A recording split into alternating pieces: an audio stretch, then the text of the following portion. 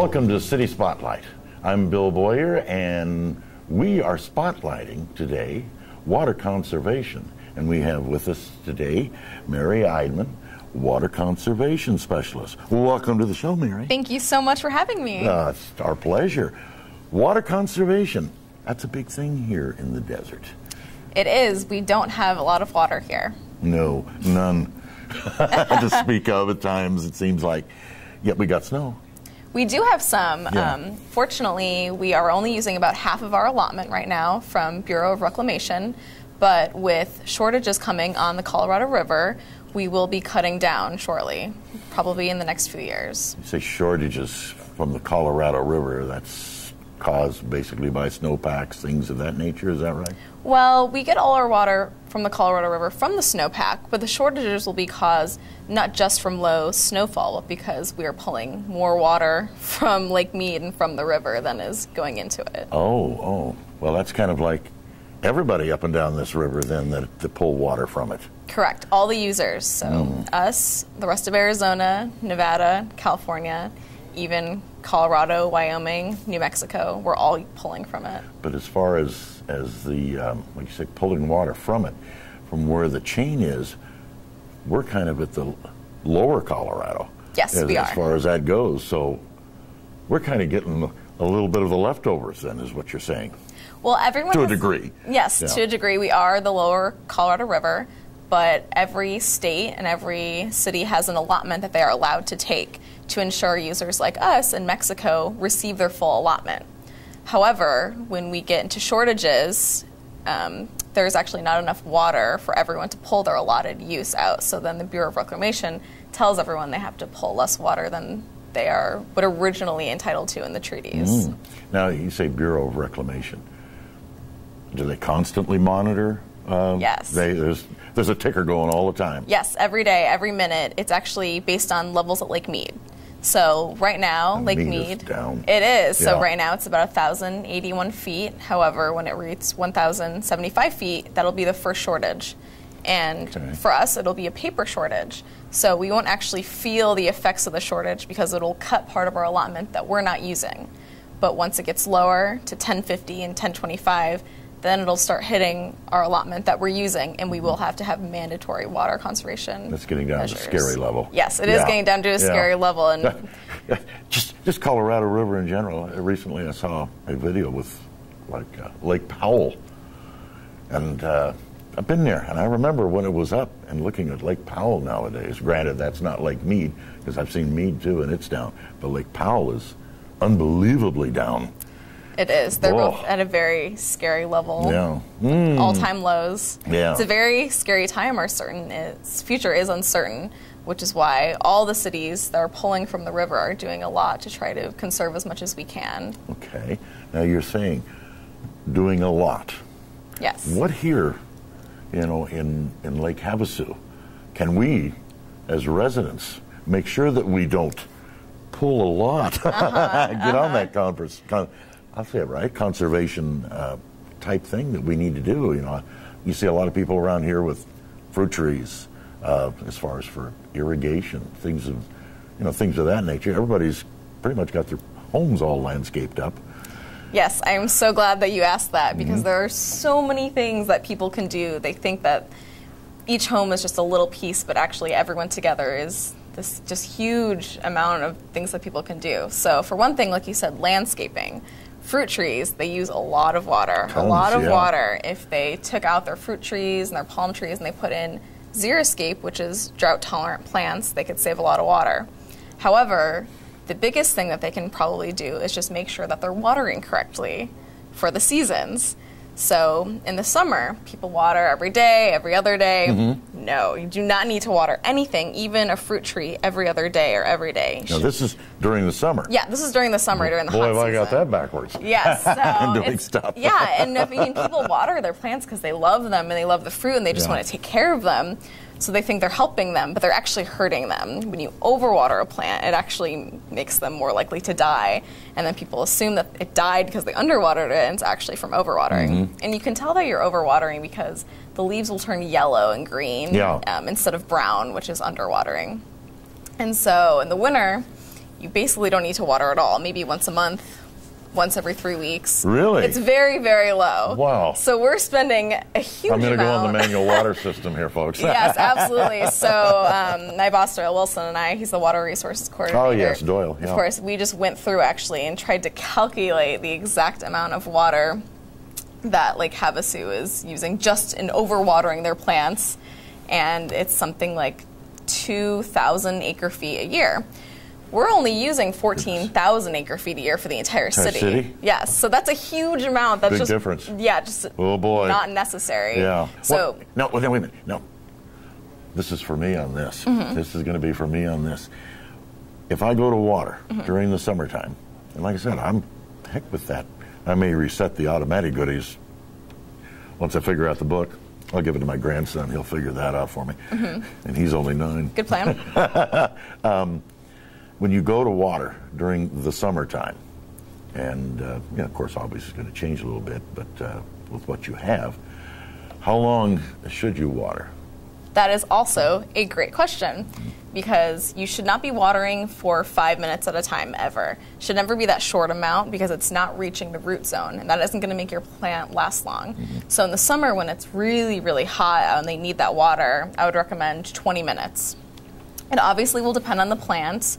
So, a fruit tree, citrus, palm, they need more water than, say, a Palo Verde, which only needs to be watered, once a month. Yeah. So, actually, to answer your questions about that and other citizens, right now I'm creating this program where I'm going to have a database on our website for all the plants, trees, flowers, cacti in Lake Havasu, and I'm going to tell you exactly how much you need to be watering during the summer, the winter, the fall, and the spring for each plant to make sure that they're each getting the right amount of water. Wonderful. Yeah, Wonderful. absolutely. So it'll give it, you'll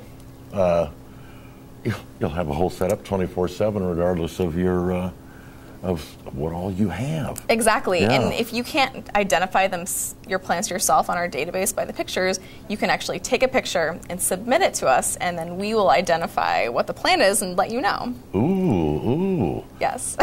We'll have numbers and things and stuff on this, meaning like telephone numbers where you can make contacts on this a little bit later in the program. Absolutely.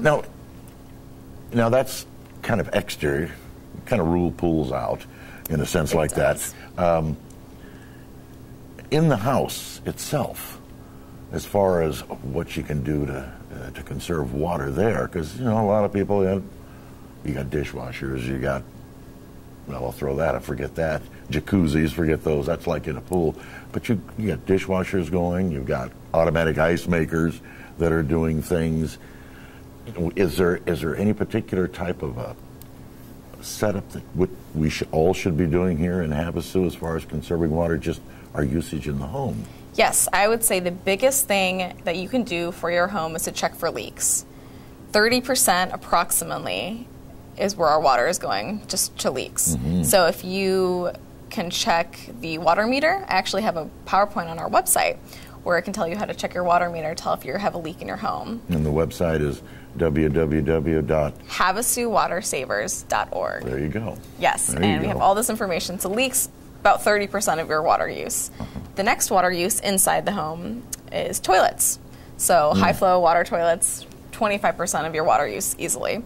So that can easily be changed out with a low flow toilet. If you can't afford one, you can actually put something, it's called a toilet bag, refill with water and you put it in the back of your tank, and that will displace some of the water and kind of create it into a low flow toilet. I see. Yes. Or how about a rock? Yeah, or a rock. That would work too. Brick, I haven't seen that yet, but I guess that would work as well. But we used to do that.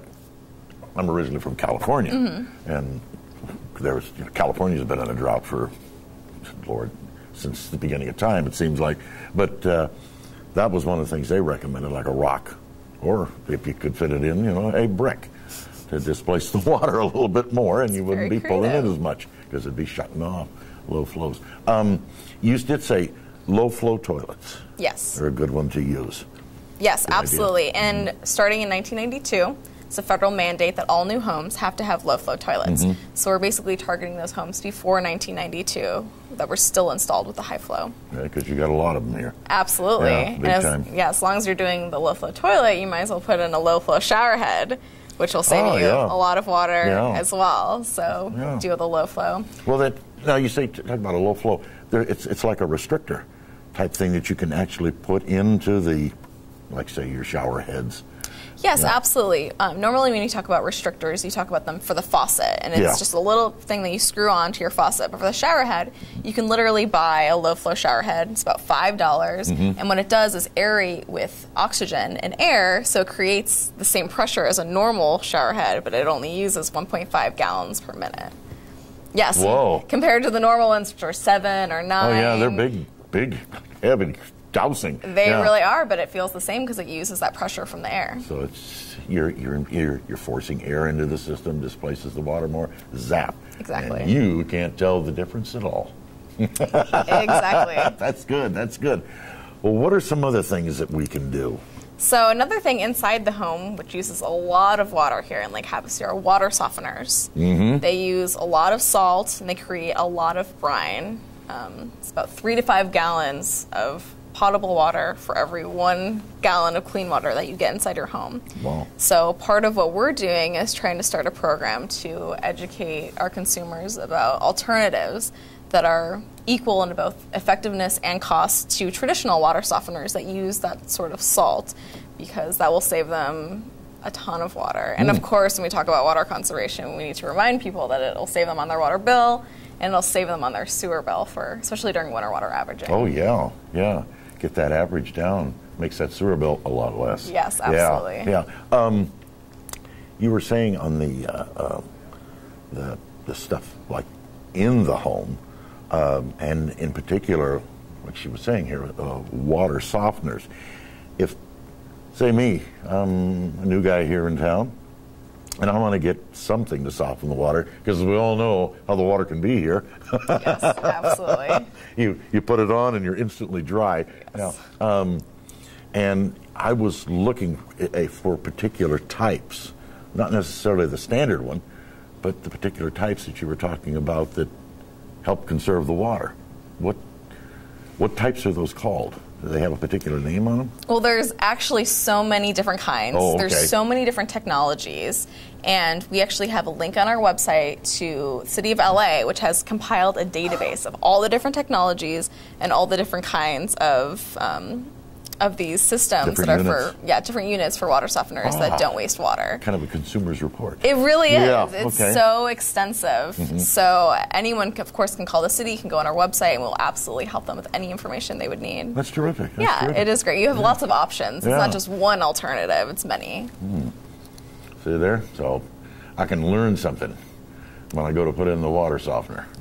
And just that alone, it sounds as if, God, that would just save a ton. Because I know when they go through their cycle, all their purging and stuff, it just seems like it goes on forever. It does. Yeah. It does. And it doesn't just end at all the water that they use, but all of the saltwater brine waste that they create actually is very harsh for our wastewater system.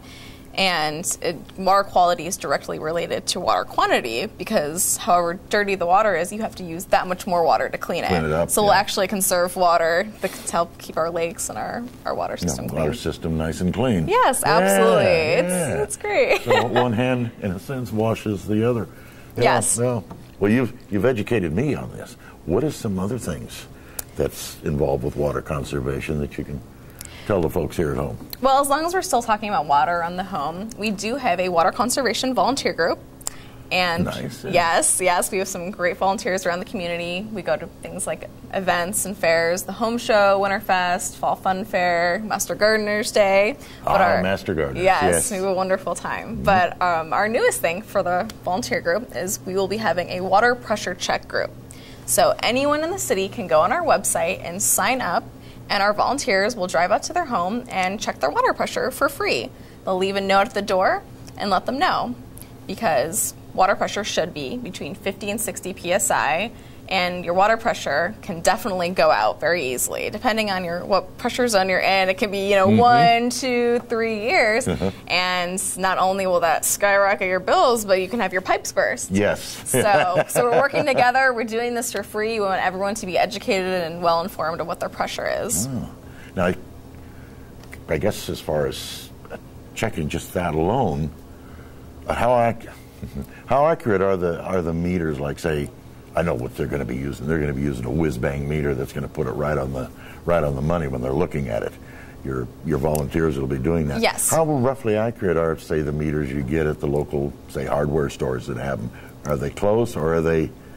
They're the exact same. They're the exact same. They're the exact same. It's called a pressure gauge. Yeah. And of course, the nicer quality one, more accurate. The more accurate it would be. But they're all basically the exact same. They're a dial, and then we go out to Home Depot and buy the same ones that our residents do, so they can absolutely go out and do it themselves. Okay. But they like the peace of mind that the city is kind of on top of this and double checking for them, giving them accurate. And the person that's heading our group used to be the former public works director. So he knows what he's doing. He knows what he's doing. He knows what he's doing. I see. Well, yes. That's really kind of a nice thing. Yeah, it absolutely is. It really and truly is. It absolutely is. Now, you were telling me before we started, you've got some type of it's a water conservation thing for students? Yes, absolutely. Okay. So we have a first annual water conservation student film contest. Neat. Yes, it's very, very cool. Now, these are the kids at the high school? Yes, so this is high school and college students. Oh, and the college. Anyone is eligible to participate. So it's going to be a 1-minute PSA on water conservation. And we are actually tying it into the National Mayor's Contest, which is a nationwide contest where all the mayors encourage their citizens to go online and take easy pledges to conserve water. And whoever wins, whatever town wins, I think they win a Prius. So we're very excited about that. A Prius. A Prius. So other prizes. So we're tying that into the student film contest and tell our residents how they can save water, new and innovative ways, and then we want them to tie it into the National Mayor's Contest, which is the month of April. And then we will play it in the theaters so people can be neat. It is. So people can be inspired by these videos. They can learn how to save water, and then at the end they can be directed to this national contest that we're doing. Yes. My mind is working on something else regarding these videos they're going to be making too. So. And I was so lucky that the community actually volunteered to donate their time in all the prizes. So all the prizes, all of the screen time, all the advertising, it was just 100% donated from the community. Well, so that's I'm nice. Really grateful everyone came together. That makes it a lot easier. Yeah, absolutely. Yeah. Well, have we missed anything? I mean, I'll confess. Let's see. As far as water conservation and things of that, I'm probably like most people, rather ignorant when it comes to what you're supposed to really be doing. Have we missed something? Well, I would just encourage anyone to go on to our website, which is, as I said before, www.havasuwatersavers.org.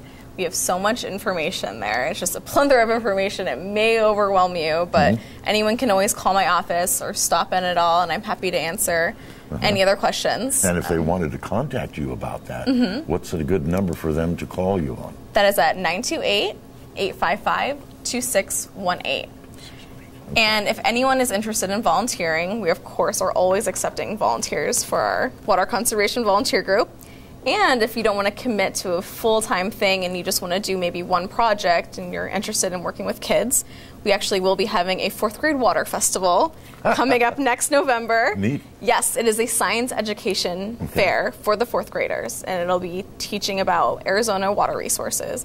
It'll hit groundwater, the watershed, the water cycle, and water conservation. And and we'll need about 40 community volunteers for that. Well, that's not a lot. It's not a lot at all. I can do that. So. Yeah, that's not a lot if anyone wants to get involved with that, it's going to be a really fun event. I think it will be, especially working with children. Yes, absolutely. Because it's amazing what children throw at you.